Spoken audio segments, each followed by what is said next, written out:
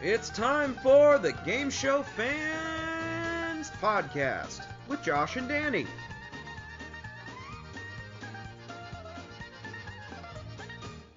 Hello, and welcome to the Game Show Fans Podcast with Josh and Danny. I'm Josh McLeod, your fearless leader. I'm Danny Lewis, your co-host.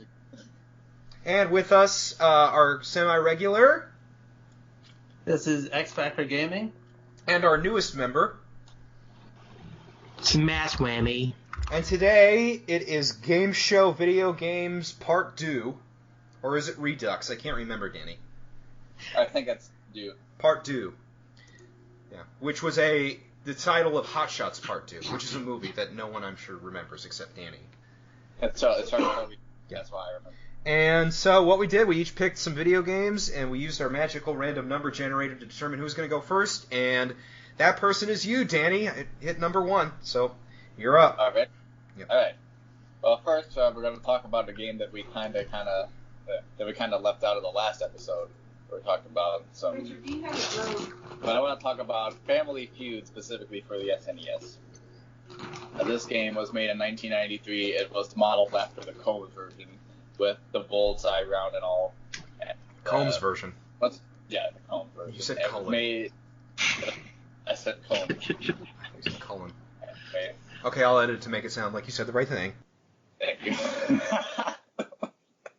But what a lot of people like about this game is that it has a few exploits in the way that if you type in an answer and it has a certain number of letters which the correct answer on the board is in, it'll recognize that and just turn it over even if what you said is completely wrong. In other words, one video I found on YouTube, which is very funny, and also there were a lot of gameplays of this Family Feud SNES in general on YouTube that are hilarious.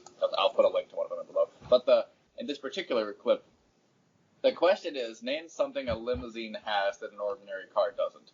After some banter, the two friends playing the game, one of them types bathroom, as if that's a good answer. And he's like, oh, bathroom, okay, I bet that's true. And then that survey said, it turns over, but it comes up bar on the board. That reminds me of a Game Grump moment. Yeah, it wasn't Game Grumps in particular that was doing this clip, but yeah, they have done. But I've made a different one. Name something you buy for yourself or something like to play with or something like that. Uh-huh. And they put CD player and it came up model car, or was it the other way around? I haven't watched it in a while. There was one on the actual show that was my favorite moment. I don't know if anyone remembers this other than me, but where Steve Harvey asks, name a job where you're going to find a lot of neurotic people. And the person said porn star. And actor-comedian popped up on the thing. And he's like, really? A porn star is an actor? Yeah. Really? Okay. That's the worst acting he's ever seen. And another part about Feud for the SNES is that so a couple people have posted things called Glitch Fest, where they can just type in a whole bunch of words really fast and it'll come up correctly. For example, one time, I think if this is a really bland question, name an occupation that starts with the letter B, and this guy typed in, I bathe Keanu Reeves, and it comes up Baker. Ooh. And after seeing Keanu Reeves on E3, I don't know if I should see that clip. Does he need to be bathed? I'll put a link to those SNES Family Feud clips below. Just to is that the Danny? There might be some foul language in one of them. Danny, is that the one with the announcer who's clearly Japanese saying "number one answer"? I don't think so. There's one out there. Maybe it was the SNES one, or maybe it was the Genesis one. There's one where that's the one I have, and I remember that. Where he says "number one answer," and it's like, couldn't we have gotten like an American to do that or a Canadian? The voice it sounds nothing like Ray Combs. Mm-hmm. Are you talking about during the fast money rounds? Yeah, or during the bullseye round. Anyway, so is that all you got to say? That might be the one you're talking about, Josh. I'm not 100% sure. Is that all you have to say, or you got more? About Family Feud, yeah. Okay. But the next game I want to delve into is a game show I don't think we've talked about, at least not the American version so much on this podcast, is Deal or No Deal. Yep. What one of the games I enjoyed playing as a kid was Deal or No Deal for the Nintendo DS. And what's good about this game is that if you play it once and then turn off the DS and then turn it back on and play it again, the case and the amounts will be the exact same. So you can cheat. Or no? Yeah, you can cheat. Okay, good. And so after playing the same thing about once, I wrote down all of the corresponding numbers and memorized it to a degree. And when I would play it in front of my cousins, I would, do really impressive. So, and they'd be like, wow. You psychic. Yeah, Did anyone... I know the odds are astronomical, but on the original show, did anybody ever hit the lowest 6 amounts on their first go? I don't remember. Like, not necessarily in order, but... Like the lowest 6 amounts in the first 6 cases? No, yeah. nothing on that. Okay. Did anyone come close? This is a question about a show I don't care about, so... I don't... If I recall correctly, reading through Chico Alexander's recaps of the episodes back in the late 2000s, there was at least one contestant who opened the penny and the dollar in the first 2 cases consecutively, but then that was the end. I know there was one where they, like the very, very first $1 million mission, where they put $2 million, like, or not $2 million, but they had 2 cases each with $1 million, and the person found them, like, in the first round. So I think that happened, but they didn't air it. I don't think they. Yeah, they didn't air it. So who's gonna go next? Let's use our magic number generator. Oh no, I'm sorry, Danny. Did you have more to say about Deal or No Deal? Just a little bit, yeah. So go ahead. Deal or No Deal for the DS. Buy it if you want to prove to your friends that you're some sort of psychic who wants to win $1 million. And BigJon, we're going to talk about him a little later, but he made some great games for Deal or No Deal. One that SmashWhammy has played on his the last few years. So putting that out there. And speaking of Smash, wow, actually it is. I just hit the generator now. SmashWhammy, you're up. I wasn't expecting that. And I already forgot what I was wanting to talk about. Wheel of Fortune. Wheel of Fortune. Yeah, specifically the BigJon version, which I sometimes do on my channel. I've done a lot of work into bringing it up to so I can do all the years on it that I can. What kind of work have you done with it? Like I've done a lot of custom wheel configurations, including all the way from the 74 pallets to nowadays, including daytime and nighttime variants. Cool. Some off-kilter stuff, including when they had the 10,000 wedge flipped over to the other side at one time. Also done some stuff not based on what you've seen on TV. Would you consider yourself an innovator of sorts? Kinda. Or an imitator. Don't know about that. But I haven't seen many other people before I started it tried to chronicle the entire run of the show via BigJon's game.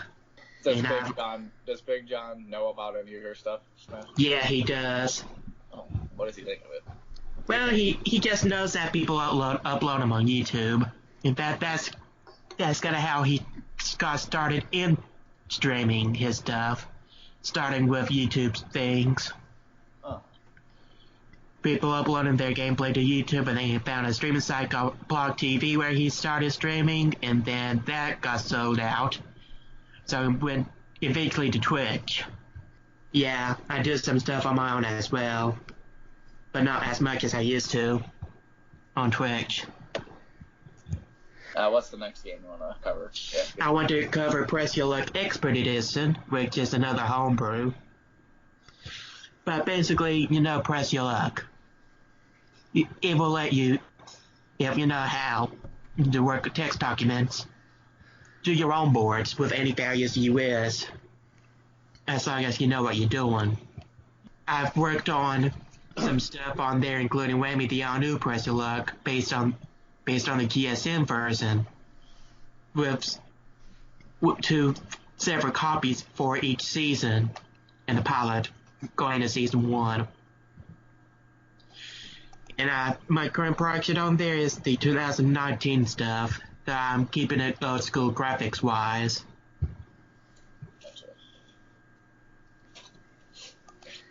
And now BigJon has a pretty crazy person. But yeah, he has a good version of press your luck as well. But if you want to keep it within reason, I use expert edition more because John sometimes gets astronomically high on the scores. That's true. I enjoy Expert Edition because if you can memorize the Larson patterns in particular, Yeah. you can kind of duplicate his score. Of course, you won't win any real money, but hey. Right. Do you when you do it, Danny? Do you ever trick your friends into thinking that you're just awesome at the game? I realize you could do that if you really wanted to. I think that happened at least once. One time I had a friend come over and I was like, "Here, well, look at this game," and he's like, "Okay," and then I just kept winning, and he's like, "Dude, what?" There was a How do you do it? And I'm just like, "Oh, I have a game. bit of a tangent. There was a game, your Penn and Teller's Smoke and Mirrors, that never came out. Played that. You remember that? And it was literally like a game where there was basically a big like screw with your friends. Like there was a game where you could trick your friend into thinking the game was psychic. I think I remember Desert Bus from that. Yep. And there's a game where you can drive a bus for literally drive a 8 bus hours. for 8 hours. That's weird." Oddly enough, that gets a trick marathon for charity. Yep. At least something good comes out of that train wreck. It's not a bad game. It actually plays really well. It's just boring as hell, and that was the joke of the game. Unfortunately, I don't think that the Angry Video Game Nerd got the joke. The way I played it, I actually owned a Sega CD like a year or so ago. I got a... Can I say that word on the show? Sure. I got an ISO of it and burned it to CD and played it myself. Oh, you were admitting to committing a crime. That could be problematic, but I guess that doesn't matter. I don't think Sega... I mentioned homebrew. That actually didn't happen. Rich is, of course, telling... That wasn't... That, by the way, that's not Rich. That's Rich's brother, Mitch, telling us this story. So go ahead, Mitch. Would you continue with your story? Nope. Yeah. I'm done. Okay. Oh. Well, thank you for coming on the podcast, Oh, Mitch. We'll go back. So, Rich, thanks for inviting your brother. So, did you have anything more you wanted to say? Smash? Not really. I kind of forgot while as soon as we started, it hit me. Okay. I have something to say. Smash has kind of been doing his own little podcast. Want to tell us about it? Yeah, I've been just talking about whatever comes to mind, including the new Press Your Luck on my last one. But I've been to some of the live stuff, like Double Dare Live, Price is Right Live, Family Feud Live, and my second podcast episode talked about my trip to Feud Live. And I had the privilege of guest starring on the first episode you did. Yeah, which is kind of partially how we came to this point. So, okay, I accidentally deleted the number generator, so Rich, do you want me to go next? It's up to you. Or do you want to go Whoever you next? want to go next. Okay, I guess I can. Okay, go for it. So I have a plethora, I guess is the right word here. I'm covering, what is it? Classic Concentration, Match Game, and the DOS Pressure Luck. Let's start with the least amount of information, the DOS version of Pressure Luck. The game runs way too fast is my main complaint. I've noticed that even when I ran the Commodore 64 version on my mini version of the Commodore, it still ran too fast. And of course, that could be because of modern technology being too fast for MS-DOS games. And on top of that, the graphics aren't really that good anyway. So yeah. And that also kind of ties into where I'm going with Classic Concentration, other than me being terrible at Classic Concentration. The graphics, they're good for their time, but they did not age well. By the way, we're talking about the NES Classic Concentration here. I've seen that in another friend of mine that Twitch streams. There are some NES games like the Mario series, the Zelda series that did age well. This one is not one of those. Let me tell you another one. The Wheel of Fortune ones. Oh, jeez, yes. The 8-bit, I have a few of those. They look like somebody puked on the screen. Oh, gee. And finally, I'm going on to Match Game. Probably the best graphically, obviously, because it's a more modern computer game. Now, for those of you wondering, when did Match Game ever come out on PC? Well, the answer is technically it didn't. This is a BigJon game. Based around Match Game 90, has the music, the theme, and all the rules and all that good stuff of Match Game 90. Did a pretty good job covering a version of Match Game that I feel like is underrated. Okay, cool. So I'm last. I didn't plan it that way, I swear. I kind of wanted to go second because I'm talking about the Amazing Race game for the Wii, which no one here has played except me. I had it and I bought it, and I'm like, it's so bad. You need 2 players to play it, and it's nothing. It's just, there's no roadblocks or detours. All it is just, guess the best way to travel from here to there. And it's like, well, that's boring. I don't want to do that. Like, it was so boring when I played it. I played it once, and then I put in Price is Right Decades, and I'm like, this is way more fun. Even though the wheel is broken. But even then, it's still way more fun. Anyway, so yeah, Amazing Race, the Wii game. It's not great. That's all I got to say about it. I know that you were expecting more. So, play on, Silver Star, and enjoy your video games. I'm Josh McLeod. I'm Danny Lewis here. This is X Factor Gaming. SmashWhammy. And this has been the Game Show Fans Podcast, and here I am saying goodbye, and remember, it's hard to see the end when you're beginning. Take care, everyone.